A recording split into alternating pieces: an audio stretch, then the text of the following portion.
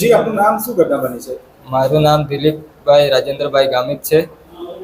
શું ઘટના બની? મારી છોકરી અંબાજ હાઈસ્કૂલમાં ભણતી છે.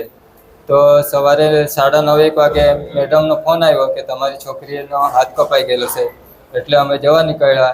પછી ત્યાંથી અમને પાછો રસ્તામાં ફોન આવ્યો કે એને સરકારી હોસ્પિટલમાં વિયારા લાવતા છે. એટલે અમે વિયારા આવ્યા. ત્યારે પછી છોકરીએ અમને કીધું કે એ લોકોના ક્લાસમાં જ ભણતી છોકરી એને ઉપર બાથરૂમમાં લઈ ગઈ, ત્રીજા માળે. પછી અહીંયા શર્ટમાં કંઈ ભરાઈ ગયેલું છે એમ કરીને લઈ ગયા અંદર બાથરૂમમાં. અને પછી ગળામાં પકડી રહી, ગળામાં પકડી નીચે પાડી લાવી. પછી હે ને આ પછાડીથી ચપ્પુ કાઢ્યો અને ચપ્પુથી હાથ કાપી નાખેલો છે. આખો નસ ને બધી કપાઈ ગયેલી છે.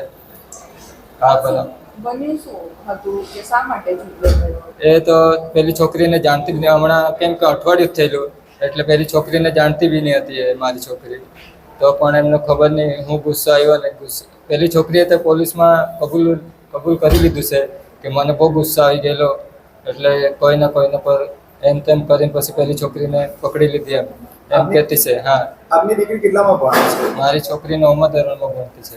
કઈ હોસ્ટેલમાં છે? ક્યાં છે? અંબાજ હાઈસ્કૂલમાં.